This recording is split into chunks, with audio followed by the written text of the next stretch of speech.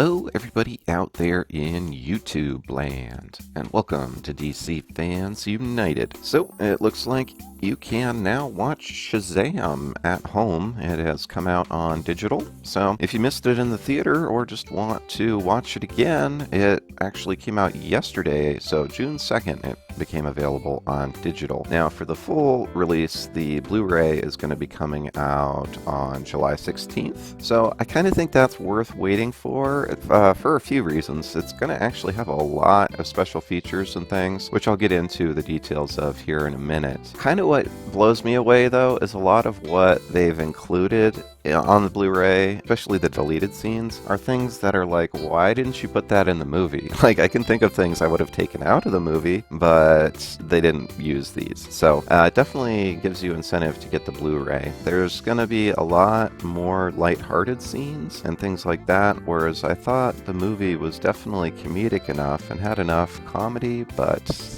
it got a little dark sometimes. Like, really, I would have sanded down the edges and made it a PG movie instead of PG-13. And they really could have done that with the material they already have, such as Shazam having a tea party with the other, with other kids in the foster family and stuff like that. That's just funny and warm-hearted, and I kind of would have rather seen that as opposed to Dr. Savannah's assistant being disintegrated into dust for no reason, and senseless deaths and things that they kind of just threw in because it was PG-13 when they absolutely didn't need to do that. So I'm hopeful, though, that the home release is going to be better just because they've got the added content. It's got a gag reel, which of course is very funny. I assume the deleted scenes, we know about the Tea Party one, but there's going to be some others. There's a Shazam motion comic, and it has featurettes which are titled The Magical World of Shazam, Super Fun Zack,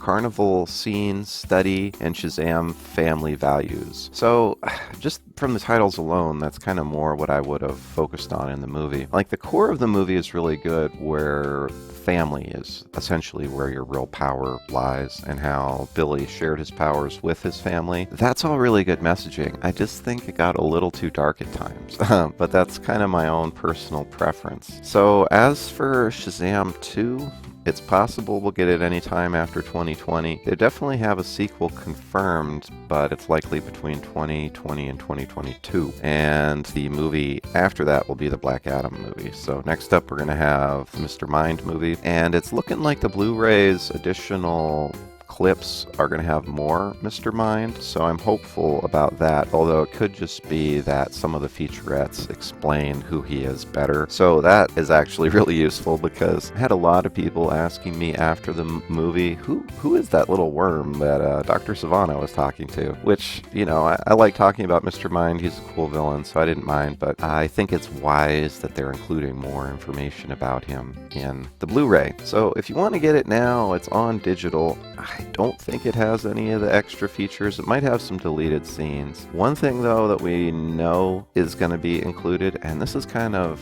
really interesting to me. So, you remember the end credit scene where Superman shows up, but you don't see his face because, Warner Brothers didn't want to pay for Henry Cavill to show up? They're taking that scene out. So instead of that end credit scene, there's supposed to be a different one that has the whole Shazam family, which makes sense to me. That end credit scene was really cringy, I gotta admit. Like, in the theater, you're like, oh, it's Superman, this is so cool. And then you're just like, oh, you don't see his face. Like, oh man, it's so bad. But overall, yeah, it was a pretty good movie. I just think it could have been a great movie, and I really think it would have made a lot more money at the box office if they just sanded down the edges, just make it PG. It's not that hard. They could have literally taken out like three cuss words and a couple of deaths, and it would have been a PG rated movie. It just had a lot of dark stuff, I think people are desensitized to it, but if you think about it, that movie had a lot of really dark stuff, aside from Billy being literally abandoned by his birth mother, the way Dr. Savannah becomes evil, that's all very tragic too, and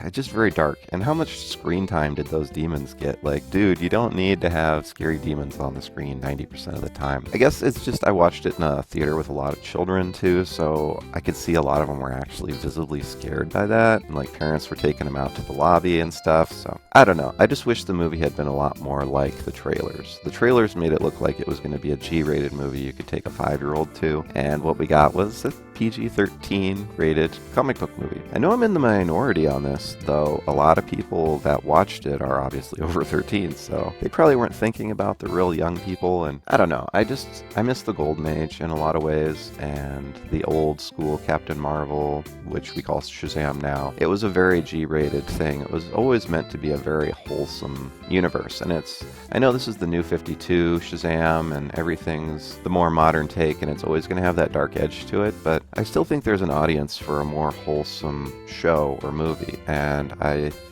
honestly believe this movie would have made a lot more money if it had just gone a little softer. It would have gotten repeat viewings from children and families, and I just think it would have gotten a more positive buzz. It's really kind of surprising how little money it made comparatively to the other DC movies. I mean, Shazam isn't the biggest character, admittedly, but neither is Aquaman, and this made, honestly, a fraction of what Aquaman did, like a quarter as much. So that's my take on Shazam. If you didn't watch it in the theater like most people, I mean, I did, but most people skipped it. Check it out on digital and let me know what you think, or hold off for the Blu-ray and get the extra content. But that's all for now. Thanks for watching. I really appreciate it. Be sure to hit the bell for notifications. Be sure to subscribe if you haven't. And as always, thank you for watching and being a part of DC Fans United. End of line.